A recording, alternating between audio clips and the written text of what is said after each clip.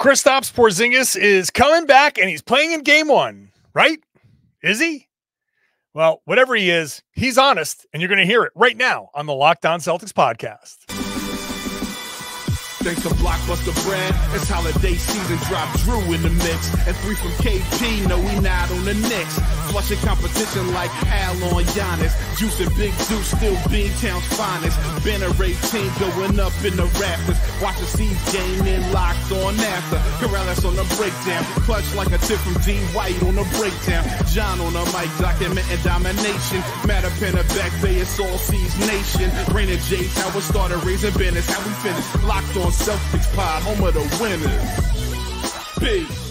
Hey there, welcome back to the Locked On Celtics podcast. It's right here on the Locked On Podcast Network, where it's your team every day. I got you covered every single day, Monday through Friday, plus bonus podcasts on the weekends. It's the NBA Finals. There'll be plenty of bonus podcasts all over the place.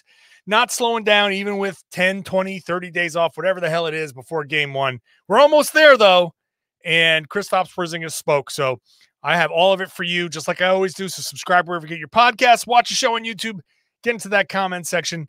Protect this show, protect the Celtics honor from all of the Mavericks fans who are in here talking their trash.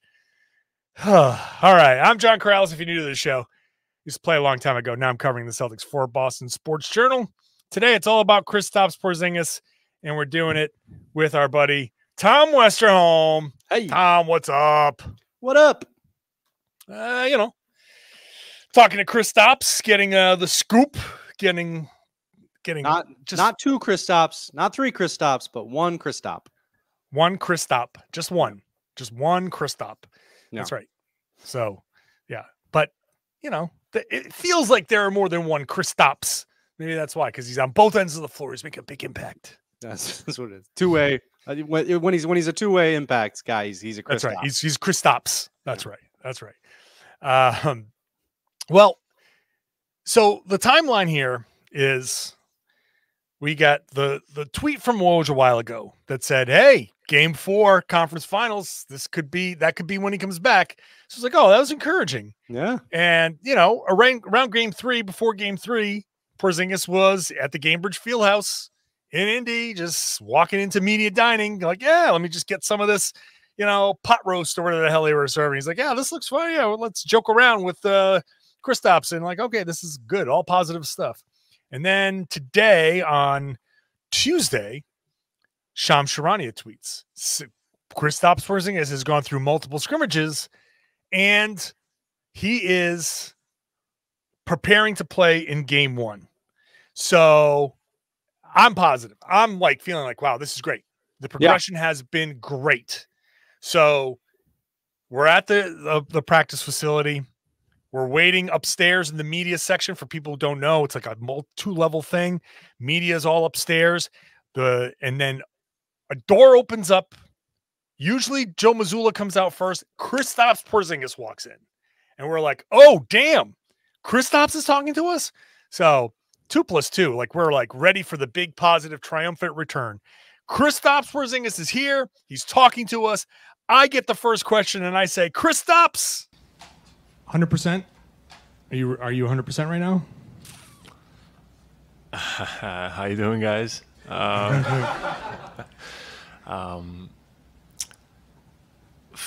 Good question. I don't know.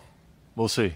I have a couple more days, and I've done a lot of work up until this point, and yeah, I've done everything needed to get back into playing shape, and we'll see on the night. So are you planning on being there for Game 1? That is the plan. So right now, but yeah, again, it's a couple more days, and I think that can make a difference. So every day gives me a bit more time to get even better, so working. I love that. I love, like, there's 4 different distinct moments that you're like, these, ooh. And like the first one is like, you ask the question and he sucks on his teeth a little bit, like, okay. I'll admit, my expectation was a very simple, yeah, 100%. Yeah, I'm ready to go. I'm good to go. Really like the a couple more days I think is going to make all the difference. Like, a lot. Okay. Okay. Putting a lot of hopes and dreams on these couple days here. And then there were two others that I forget off the top of my head, but several red flags I think throughout that. Several. It's almost like this is like a video game, like a Fortnite type of thing. You just got that health. I just need 5 more seconds to get to that full health, and I think I can make it through this game. Or at least like 5 more seconds to get enough health to kind of limp through. Yeah. So I want to be careful not to judge what he said based on my expectations. Yeah. Because I built up to that soundbite specifically because the Woj tweet, the Shams tweet, the scrimmages thing, like my expectation was, whoo, here we go. And he's like, we'll see. We'll see. That's the plan. That's the plan to be there for game. That's the plan. Oh, so nothing's set in stone. That's the plan. Which, to be fair, right? That's the plan is in NBA terms, right? That is a much more solid answer than we're taking it day by day. Like that's the plan. That's true. Is essentially saying, I'm playing. I'm playing. Tempering expectations. Right. There is also a practice and a shoot around and a pregame warm up that I have to get through, and as long as nothing screws up. So, but it's safe to say that answer, unless he's being coy, but I don't think that's being coy. I just don't think he's 100%. I think being coy, he would have been prepared to be like, all right, whenever they say I'm going to pretend, whatever. He's a great actor, and look, get him into the next John Wick movie because he'll get him going. If Boban can do it, then get Kristaps in there. Let's get a Boban Kristaps fight in the next John. Like maybe Kristaps can be a John Wick ally. Maybe I like that. I like that. If I recall correctly, in the first half, but I was gonna say if I recall correctly, spoilers and all that, but I don't think Boban came out of that John Wick movie. No, he was fed a very large book violently. That's right. Yeah, that's right. Yeah. Yep. So, but okay. So I don't think he's being coy. I just don't think he's 100%. I don't think Kristaps is 100%. So the obvious question. Is this concerning to you? Yeah. Oh yeah. I mean, look, yeah. I think, look, like you said, you don't want to read into it too much. You don't want to start making proclamations. Like, I don't think this guy's healthy. I don't, how worried should the Celtics be about a calf injury, which is connected to certain things that you don't like stuff. You don't want to you don't want to get too down any of those rabbit holes because the Celtics, it's the finals. Guys play through stuff in the finals. And I mean, but I mean, to your point though, it's it doesn't feel like he's playing coy.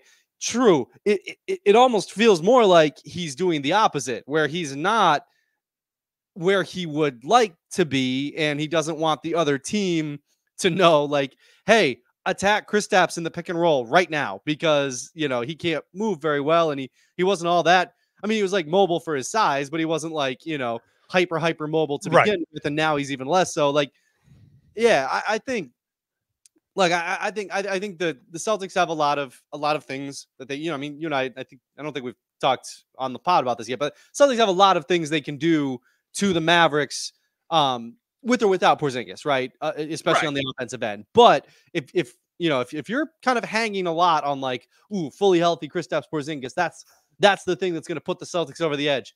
I don't feel like that press conference makes you feel awesome necessarily. I think there's enough red flags in that first answer alone, in the give you some concern. He had something else that he said that makes me pause. I'll get to my reaction to what Tom just said, and you'll hear what Porzingis said when we come back.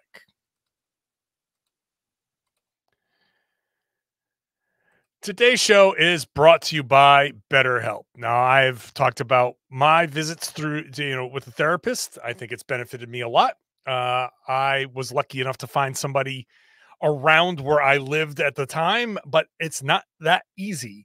And this is what BetterHelp can do for you.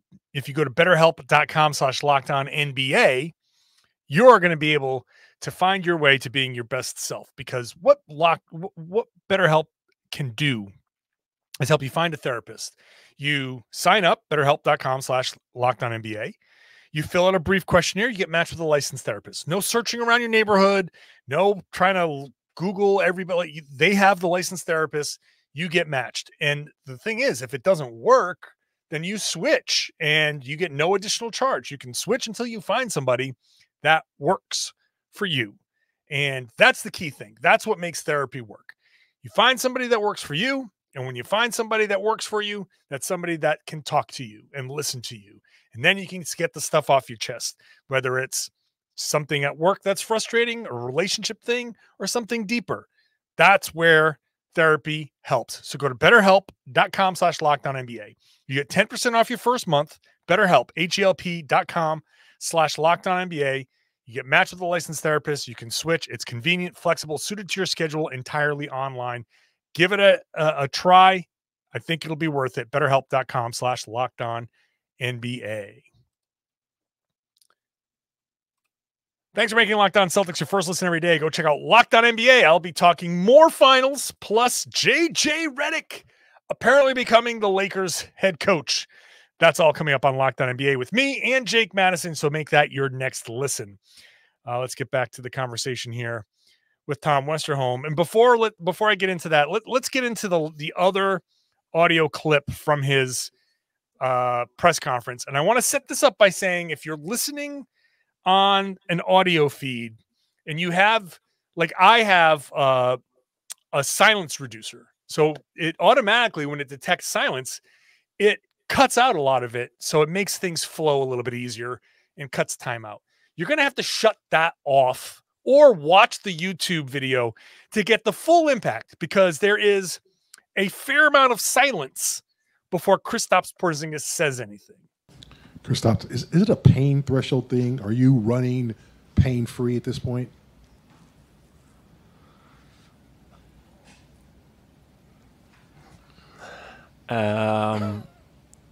Yes.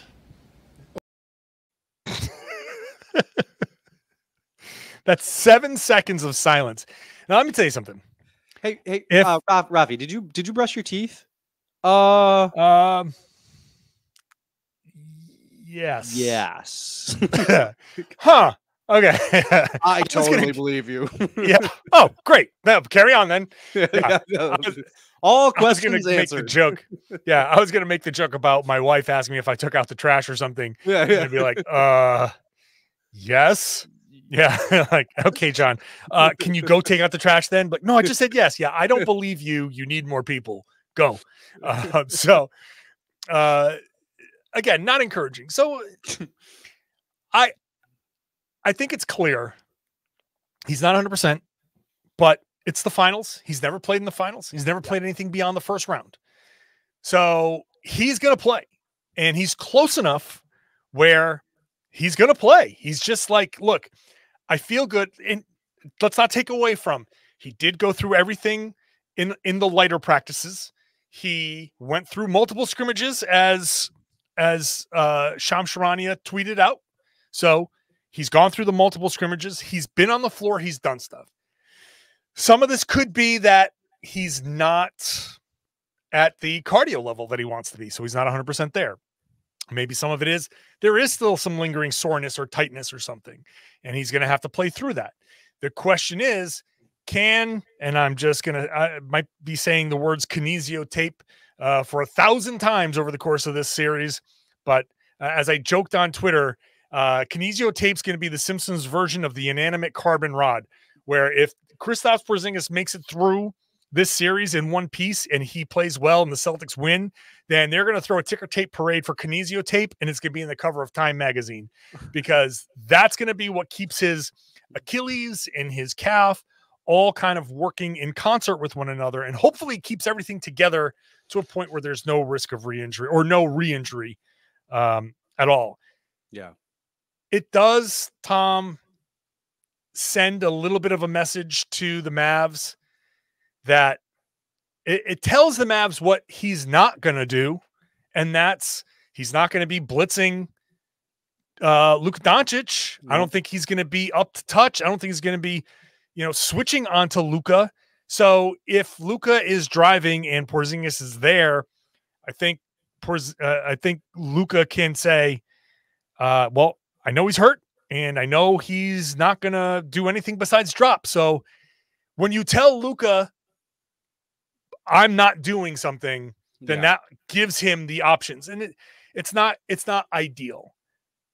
But 20 minutes of Porzingis is still 20 minutes of Porzingis.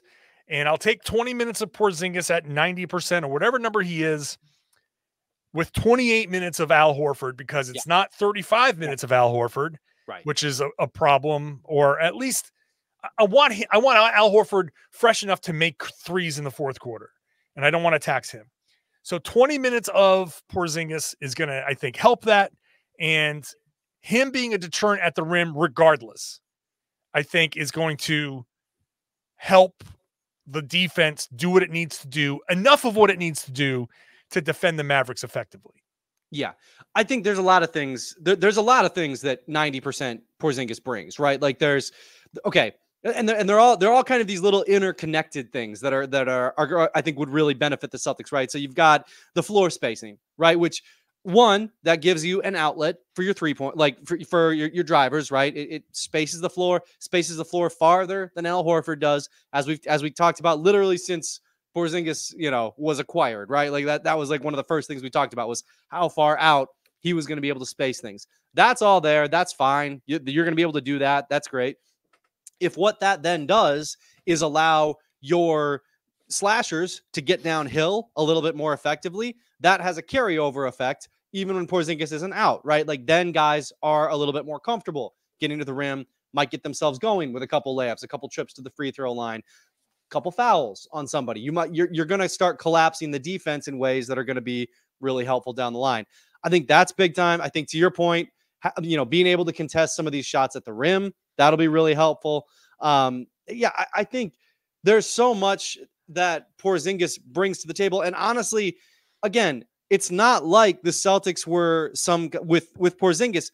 He's always been more of a drop big anyway. Like this does take some of the options away, but it doesn't take away the main thing that he was going to be doing. And, I think, you're certainly right. Luka, Kyrie, these pick and roll options that they're going to be, that's going to be a challenge for Porzingis, but he's going to bring a lot of other stuff to the table too, that I think will have a lot of carryover effect. The whole thing kind of reminds me a little bit of one of my favorite Rob Williams quotes of all time. He at media day after he got injured in the finals, he was asked if he made the right decision to come back in the playoffs, and he goes, "I played in the finals, homie. You win some, you lose some. I don't regret that." Ish. Like, and it was like, yeah, dude. I love Rob. I love Rob. I love that answer. Yeah. And that's just what this reminds me of, man. It's like, yeah, of course it's like, yeah, you hope that this works out. If you're Porzingis, you hope he stays healthy. You hope that the Mavericks don't punish him too much in the pick and roll. But like, at the same time, it's like, it's the finals, homie. You win some, you lose some. You're going to play. Like, yeah. Makes a lot of sense. Yeah. Look, this is it. I think it's fun to have like that, the storyline of Kristaps Porzingis playing through an injury. Like the Celtics haven't had storylines like that. So you got the one guy that's playing through an injury. Now it's a scary injury, right? It's largely storylineness. That's very, very true. Yeah. So it's a scary injury because of the placement of it. And we all kind of feel like we've seen the worst result of trying to push through it. But he said, and I hope he's right, that he doesn't think Celtics Medical would put him out there if they thought something like that was going to happen. Now, there's nothing you can do about it. There's nothing you can say that makes it 100% clear, like nothing worse is going to happen. But like I said, they've got the technology to kind of support the tendon and the muscle and to keep it from getting to a point where, maybe it's a certain level of extension. It limits the level of extension and whatever it is. You're not going to miss that opportunity. You're just not going to say, when you've been in the league 8 full seasons now, and this is your first crack. Think about, he gets to New York, and that was supposed to be like the big thing, and he's the unicorn, and that never panned out. Then he gets to Dallas, and he's playing next to Luka, and that's supposed to be a pairing, a 1-2 that didn't work out. And then he goes to Washington, and nothing works out in Washington. So you're like, well, he did. He played great. Yeah, he did. What did that mean? It meant nothing. So you kind of like disappointment, purgatory, and now here you are. And as he said in the thing, he's like, we've got to finish the job. And so he's part of finishing the job. And it's just a limited amount of him is still better than no amount of him, because it eliminates the options that the Celtics would have to turn to when he's not there. And I'd rather have 20 minutes of Porzingis in 4 5-minute stints. Yeah. Than the 38, 40 minutes of Al Horford and running him into the ground. And no disrespect, Luke Cornett, but like, that's not an option you want to go to in the finals. And Xavier Tillman and O'Shea Brissett, like, that's not where you want to go in the finals. I know you got those guys, and if you have to use them, maybe it works out great, but you'd rather not have to try that. Yeah. I need 7 seconds. I need 7 seconds. 7 seconds. Plus, he's 100% pain free. Oh, how did you get balloons out of your thing? Balloons. Look at that. That was new. Yeah. I don't know. You're going to have to figure that one out. All right. Well, Tom figures out how he got balloons onto his YouTube portion of this. We'll come back and we'll talk about more of the Kristaps Porzingis effect. Today's show is brought to you by FanDuel. It's America's #1 sports book, because you, new customer, if you haven't signed up yet, you get $150 in bonus bets with any winning $5 bet. All you got to do is go to FanDuel.com/lockedon and make every playoff shot count. FanDuel.com/lockedon. Celtics are 6.5-point favorites over the Mavs in game 1. That's a great way to lay down $5. Think the Celtics are going to win by 7 or more? Put it down. If the Celtics do, then you get $150 in bonus bets. Very simple. It's a great place to sign up. It's a great place to go have some fun if you want to put some money down on a game. They've got the tools to help you set your budget, to set your limits, to set your parameters, all of that, because no one wants you to go overboard. They want you to take whatever money that you want to have fun, your disposable income, have some fun with it. Go to FanDuel.com/lockedon, sign up, have some fun, set your limits, set your parameters, gamble responsibly at America's #1 sportsbook. Today's show is also brought to you by our good friends over at Crack Sauce. It's local hot sauce, local flavorful, like incredible flavors in this little box right here. But it's not just this box. They've got a number of things that you can get at Crack Sauce, CRAIC sauce.com. It's all made in Lowell, Massachusetts. It's created by a Celtics fan. So #1, support a Celtics fan in his business. He's doing great stuff, giving local farms the business, giving local people jobs. So take this diehard fan, take his sauce, which gives you the heat that you want, but also flavors that you can throw into your meals. You can throw it into your Bloody Marys, and you can have yourselves a good old time with delicious food and drink with Crack Sauce. Go to Crack Sauce, CRAIC sauce.com. You can buy yourself a box. You can get dad a box, your husband a box, your brother a box, yourself a box. Go stock up because the code Locked On is going to get you 10% off. Locked On, 10% off. And then check them out because they're going to be at local places for, doing markets at like Boston Seaport and Portsmouth, New Hampshire. So that's also on the website. If you want to go taste it first, if you're in the area, go do that. Crack Sauce, CRAIC sauce.com. Check it out. You're going to love it.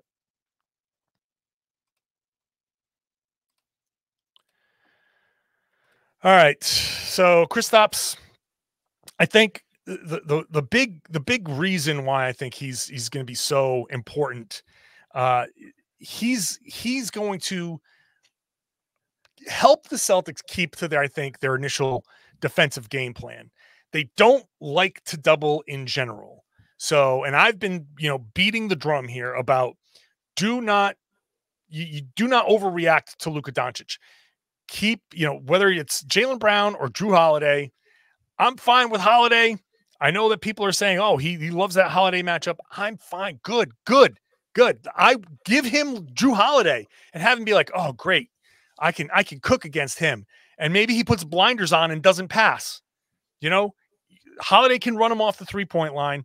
And then with Porzingis back there, now there's a rim protector. So if the big rim protector is there with his big arms and Holiday's running him off the 3-point line and Porzingis and Luka sees just all this space 14, 15 feet away. And you're like, hey, I'll take this two. Maybe it's a little tough, but I can make these tough twos. Then great. That's your defensive game plan because he's not lobbing the ball to Lively or Gafford, and he's not kicking the ball out to the corner. Yeah. Porzingis is huge when it comes to that because that deterrent at the rim is important, and you don't need multiple guys to come over and help. It's just one guy to be there, and I think that makes it worth it. And if it's 5 or 6 minutes, I'll take it. Yeah. No, I agree. And I think the thing about Luka taking those shots is like, yeah, of course he can make a lot of them, right? Like if he's got all that space, he might really punish you. But just and like that's what happens in the finals. You're gonna play teams where it's just like there's schematics that you can't do much about. But what that does do is that turns it into the math game that the Celtics love, which is absolutely let's play the mid-range twos versus 3-pointers that you're going to get a ton of with Porzingis in the game because he makes that all so much easier, right? All those threes, he makes that just such a flowy, round the horn type thing. So I think especially when you just look at the math equation that Porzingis, helps give the Celtics that starts on that defensive end, but then on the other end too, like that's just that's a formula I think the Celtics are going to be pretty happy with. Yeah, no, I think so too. Joe Mazzulla had an interesting thing to say because he talks about like living with something, and the important thing when it comes to considering the Celtics defense, and we can get into more of this tomorrow when we, I guess, call tomorrow our official preview of the NBA Finals. Tomorrow's media day, Wednesday. Well, by the time people listen to this, whenever it is, Wednesday's media day, and then Thursday's the game one.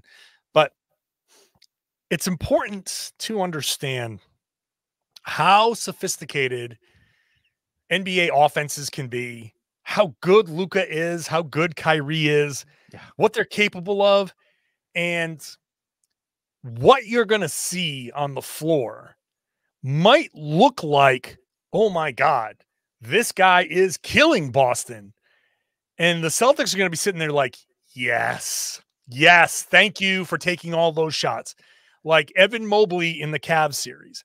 And it looked like, wow, man, they cannot stop Evan Mobley. They are just getting crushed by Evan Mobley. That's got to stop. And like the Celtics are like, no, it does not have to stop. We're happily going to accept Mobley doing what he does because every shot he takes is one that Donovan Mitchell isn't taking from three. And even if it's not, even if they're not happy with it, if it's part of the plan that they've put into place, then it's we knew Luka was going to cook us in the mid range, and that stinks, and we don't love it, but this was what we planned on, and if everything else works around it, then they do love it, right? Then to your point, That's right. Yeah. At the end of the game, Yeah, if you have a bigger number than them, Yep. then you love it. Yep. And that's the important thing. And that's where Porzingis does come into play, because Mazzulla talks about the 5 to 10 possessions in a game that turn the game one way or the other. Whoever wins those 5 to 10 possessions wins the game, because there's certain stuff that's just, it's going to happen. And there's certain stuff that you can't stop. It's out of your control and whatever. But there's transition opportunities. There's turnovers. There's all that other stuff that if you can get enough of those things to go your way, you're going to win this game. So Porzingis, at whatever percentage he is, if he's out there and able to play, it's maybe Luka is taking the tougher twos, and maybe he's working so hard to get his shots that he gets a little tired later on. Maybe he misses a couple of those shots because they're tough regardless for anybody, and the Celtics get a couple of opportunities. Whereas in another coverage, those are lobs or kickouts to three. And if you can force a couple of misses instead, and you go out and score on the other end, that's 2 of the possessions that you need. Yeah. And like, that's where all of this comes together. And so Porzingis is going to help the Celtics lock in and help where they need to help, and help off of who they need to help off of. And if that player gets some shots and people are like, oh, there's this random guy killing the Celtics again, what's going on here? Just understand, like, okay, how did you get there? And if Porzingis is the deterrent he's supposed to be defensively, and you're taking the ball either out of Luka's comfort zone or out of his hands entirely, and that shot's going somewhere else or to a zone where you're okay with it, like that's where we got to watch. And I think the return of Porzingis is such a key part to all of this. It's not that they can't win without Porzingis. They can. But I think with Porzingis, I don't want to say they can't lose, but man, it's the winning comes a lot easier if Porzingis is on the floor. Yeah, right. Yeah. And all the schematic stuff that you like, if you're the Celtics, you like it like another 0.5 as much, right? Like it just makes everything just that much better, that much smoother, that much easier to kind of navigate and kind of plan for. It's Kristaps doing what he does best, keeping the Mavericks from winning anything meaningful. Take that, Mavs fans. Got him. Take that, Mavs fans. If any of them were hanging around this long, they are mad right now. They are mad. That's okay. They've been mad at me. They did not like my line of questioning in the last crossover where Nick Angstad and I switched places and I did the asking.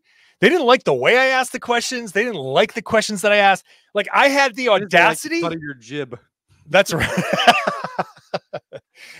I had the audacity to ask Nick Angstad, hey, is there any concern that you're going to be leaning so heavily on a rookie in the NBA Finals? Like, I think it's a fair question. Like, Derek Lively's a rookie. It's the NBA Finals. Things are going to be different. Oh, he's done all of this stuff before. I'm like, yeah, he's been great. He's been great. I even prefaced it in the episode saying he's been great. But is there any concern that's the finals? Things are different in the NBA Finals. Like, how dare you, sir? Sorry. Count the Mavs fan base as another that thinks I'm an arrogant jerk. More like the locked out Celtics. Am I right? We'll see. We'll see who's right. Thanks, Tom, as always, for hopping on. And I always thank all of you for hopping on. Let me do this. Thank you. And say thank you all for listening, for watching to this point. I appreciate it. Let's see what Kristaps does. I will be here for all of it. So make sure you're subscribed wherever you get your podcast. Watch the show on YouTube and get into that comment section. So many Mavs fans. I need all of you to get in there. I'm just enlisting everybody. And then go over to the Locked On Mavs page and give them a dose of this medicine too. Get in there and do all your Shamrocks and do all your Celtics in 5 and Celtics in 6. Give them a taste of their own medicine. Do all that. And I would love it if you shared the podcast. Tell everybody they should be listening to and watching the Locked On Celtics podcast right here on the Locked On Podcast Network. It's your team every day.